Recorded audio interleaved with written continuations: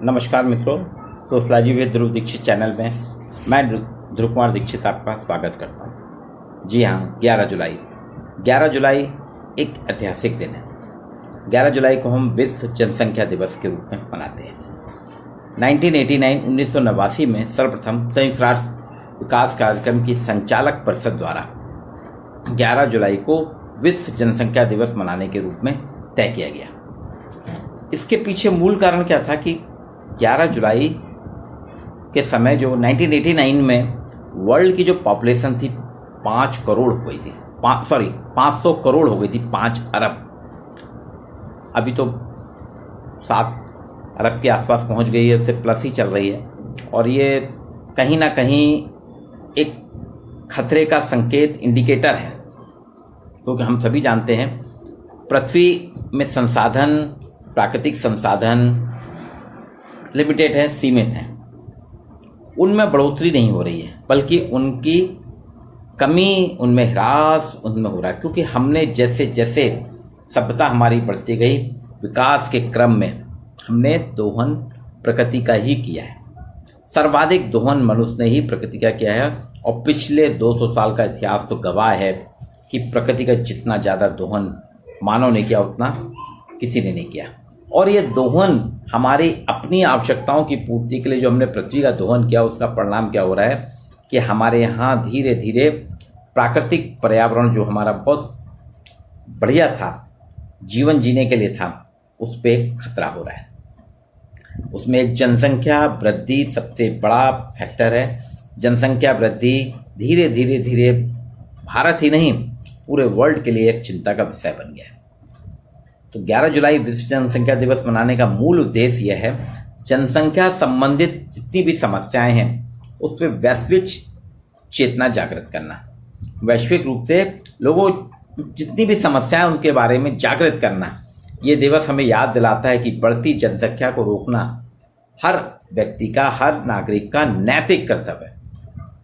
ये moral duty है हमारी कि हम जनसंख्या पे कहीं ना कहीं जनसंख्या के बारे में सोचें, सतर्क रहें कि ये बढ़ती जनसंख्या मानव सभ्यता के लिए खतरा है। आज विश्व में आपको सोच के ताज्जुब हो रहा होगा, चीन के बाद भारत का नंबर आता है सर्वाधिक जनसंख्या वाले राष्ट्रों में, और नाइजीरिया एक नए तरीके से उभरा है जहां जनसंख्या की वृद्धि दर सर्वाधिक है। भारत का दूसरा स्थान है जनसंख्या वृद्धि में, और आप सोच सकते हैं कि विश्व की करीब 2.4% क्षेत्रफल, विश्व का जो टोटल एरिया है 2.4 क्षेत्रफल में विश्व की करीब 17.5% जनसंख्या निवास करती है। भारत सेकंड नंबर पे है, इसके पहले चीन है।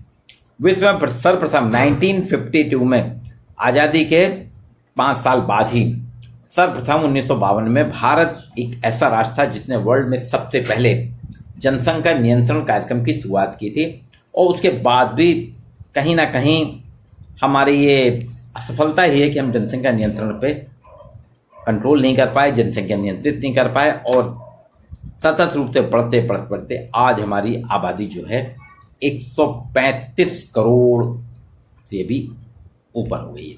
जबकि 1952 के आसपास जब ये जनगणना कार्यक्रम, जनसंख्या नियंत्रण कार्यक्रम शुरू किया गया था, तब लगभग 35 करोड़ के आसपास थी।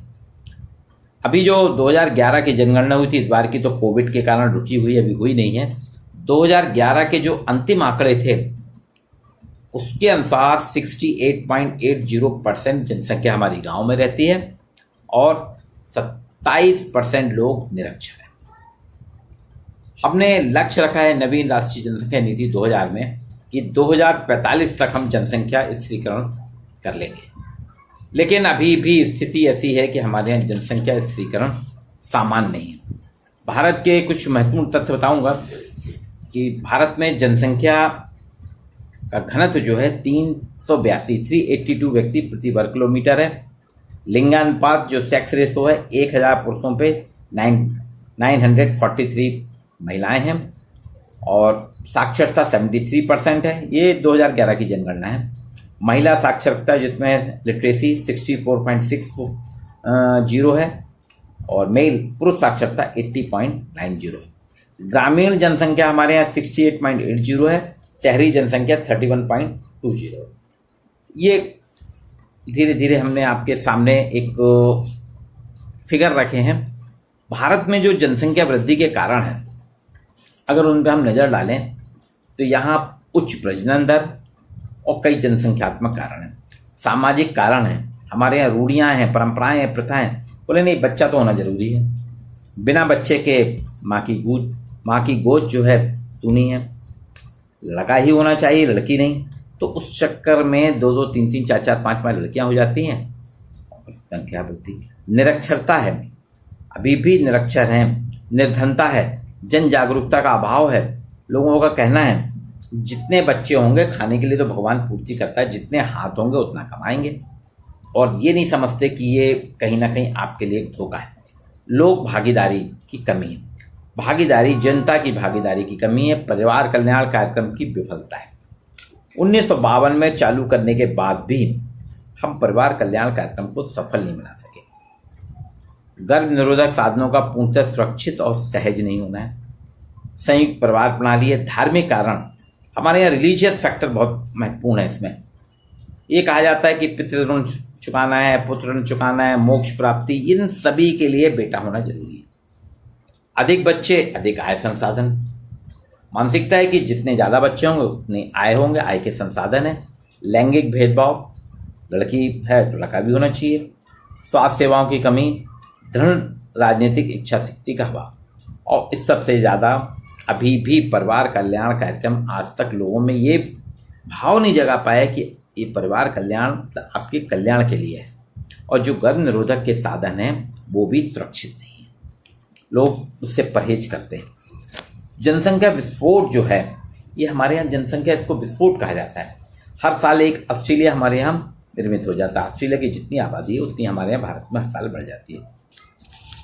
गंदी बस्तियों में रह रहे हैं लोग। जनसंख्या की समस्या सरकार प्रशासन के समक्ष एक गंभीर चुनौती के रूप में, क्योंकि हम लोगों को भोजन नहीं दे पा रहे, मकान नहीं, कपड़ा नहीं, रोजगार नहीं, चिकित्सा नहीं, शिक्षा उपलब्ध नहीं करा पा रहे। आज जो आपके सामने वैश्विक संकट है कोरोना महामारी का, उसमें कई देश हमसे आगे क्यों निकल गए? तो उनके यहाँ आबादी कम थी, उनने टीकाकरण करा लिया 100%। हमारे यहाँ अभी भी 34 करोड़ जनता को ही टीकाकरण, वैक्सीनेशन हुआ है। उस 34 करोड़ में भी अभी जो आंकड़े आए हैं वो बता रहे हैं कि आपका सेकेंड डोज वाले सिर्फ 24 करोड़ हैं। और आपके अभी अगर 34 करोड़ को सेकेंड डोज भी अपन मान लेते हैं, चलिए 34 करोड़ लोगों को सेकेंड डोज लग गई, तो देश की पॉपुलेशन तो 135 करोड़ प्लस है। अर्थात अभी भी हमको पूरे 101 करोड़ लोगों को डबल डोज लगाना है।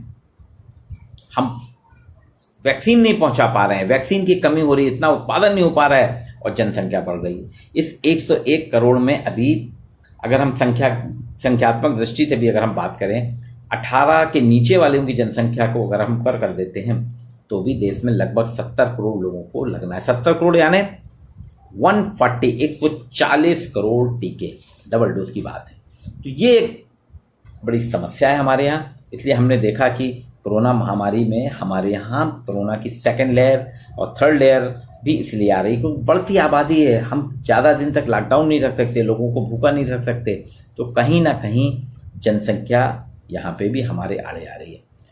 एक प्रख्यात अर्थशास्त्री हैं एडम स्मिथ, उनकी किताब है द वेल्थ ऑफ नेशन। उसमें उन्होंने लिखा था कि वास्तव में मनुष्य का प्रयत्न, मनुष्य के एफर्ट, योग्यता ही अंततः समस्त आर्थिक वस्तुओं और सेवाओं का स्रोत है। जनसंख्या नियंत्रण के लिए सबसे पहले 1952 में भारत सरकार ने प्रयास किए थे परिवार कल्याण कार्यक्रम के तहत, और हमारी जो पहली जनसंख्या नीति थी 1952 में जनसंख्या नीति का हमने निर्माण किया औपचारिक और वैधानिक रूप से। फिर इसके बाद 1953 में परिवार नियोजन शोध और परियोजना समिति का गठन किया। 1956 में केंद्रीय परिवार नियोजन बोर्ड स्थापित किया। 1971 में medical termination of pregnancy act बनाया गया, और 1976 में जनसंख्या नीति को परिवार कल्याण पे केंद्रित किया गया, जिसमें प्रयास था कि हमारे यहाँ के हमको आबादी पे परिवार नियोजन के लक्ष्यों को प्राप्त करना है, आबादी नियंत्रित करना है। ये 16 अप्रैल 1976 को जो राष्ट्रीय जनसंख्या नीति आई थी, ये राष्ट्रीय जनसंख्या नीति का आधार ही था कि जनसंख्या विस्फोट को एक गंभीर संकट का रूप जो धारण कर रहा है जनसंख्या विस्फोट, उसको सीमित करना, इसको सबसे महत्वपूर्ण राष्ट्रीय समस्या के रूप में लिया गया। इसमें कुछ इंडिकेटर रखे थे, हमारे एम्स थे कि सरकार ने विवाह की न्यूनतम आयु लड़कियों के लिए 18 और लड़कों के लिए 21 वर्ष किए। गरीब वर्गों को परिवार नियोजन की स्वीकारता का मौद्रिक क्षतिपूर्ति महत्वपूर्ण संबंध दिया गया। और इसके बाद फिर एक और हमने नई राष्ट्रीय जनसंख्या नीति 2000 में बनाई। ये कृषि वैज्ञानिक प्रोफेसर MS स्वामीनाथन की अध्यक्षता में गठित हुई थी। इसने भी अपनी सिफारिशें रखी और इनका कहना था कि हमको कैसे भी करके जनसंख्या नियंत्रण पे ध्यान देना होगा। और जो 2000 की राष्ट्रीय जनसंख्या नीति है उसमें ये रखा गया कि 2045 तक हमको जनसंख्या को पूरी तरह से स्थिर करना होगा। ये समय समय पे हुए, लेकिन हमारे यहाँ के जो आंकड़े हैं, अगर जनसंख्या के अभी 2021 की जनगणना जब भी होगी कोविड के बाद, तो उसके बाद लेटेस्ट आंकड़े आ जाएंगे। अगर हम देखें तो आज भी सर्वाधिक जनघनत्व वाले जो हमारे राज्य हैं बिहार, पश्चिम बंगाल, केरल, उत्तर प्रदेश, हरियाणा, और न्यूनतम जनघनत्व वाले हैं अरुणाचल, मिजोरम, सिक्किम, मणिपुर और नागालैंड। तो हमारे यहाँ साक्षरता भी बढ़ रही है लेकिन जनसंख्या भी बढ़ रही है। और 11 जुलाई पूरे विश्व में इसलिए मनाया जाता है विश्व जनसंख्या दिवस कि विश्व के हर व्यक्ति को ये चेतना जागृत करना है कि देखिए जनसंख्या वृद्धि आपके लिए ही अभिशाप भी है और वरदान भी है। अभी जो है वरदान तो है नहीं, अब अभिशाप है। हालांकि वरदान इस दृष्टि में है कि जितनी जनसंख्या होगी उतनी कार्यशील जनसंख्या होगी, लेकिन हमारे जो है अधिक जनसंख्या अधिक श्रम हाथों का द्योतक है, उत्पादन वृद्धि सुनिश्चित होती है। लेकिन अगर हम देखें जैसे जैसे मशीनीकरण हो रहा है, आधुनिकीकरण हो रहा है, स्वचालितीकरण के कारण मानव पूंजी धीरे धीरे कम हो रही है, मशीनों का वर्चस्व बढ़ता जा रहा है, अधिक युवा संरचनात्मक कार्यों में संलग्न होंगे माना जाता है, लेकिन वो सारे के सारे मशीनीकरण हो रहा है। तो भारत में, पूरे विश्व में, भारत ही नहीं पूरे विश्व में जनसंख्या एक बहुत बड़े संकट के रूप में आई है। क्योंकि मैंने आपको बोला था कि प्राकृतिक संसाधन हमारे निरंतर उनका इतना ज़्यादा ह्रास हुआ है कि उनमें वृद्धि नहीं हुई है। आपने देखा होगा हमारे यहाँ सड़कों के लिए, फ्लाईओवर के लिए, बिल्डिंगों के लिए, कारखानों के लिए हजारों लाखों पेड़ काट दिए जाते हैं, जबकि हम सभी जानते हैं एक पेड़ को बनने में, एक पौधे को कंप्लीट होने में सालों लगते हैं। और आप एक झटके में किसी पौधे के अगर लगने में 25 लाख लग रहे हैं तो 25 मिनट मशीन उस पौधे को काट कूट के अलग कर देती है।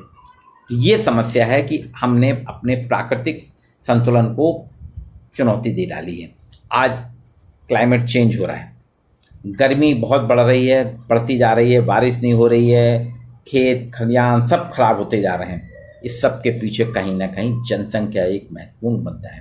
तो आइए 11 जुलाई को हम संकल्प में, आज का दिन विश्व जनसंख्या दिवस, विश्व वर्ल्ड पॉपुलेशन डे पे हम ये संकल्प लें कि हम जनसंख्या नियंत्रण करेंगे और जनसंख्या के साथ साथ हम अपने पर्यावरण को भी सुरक्षित रखेंगे।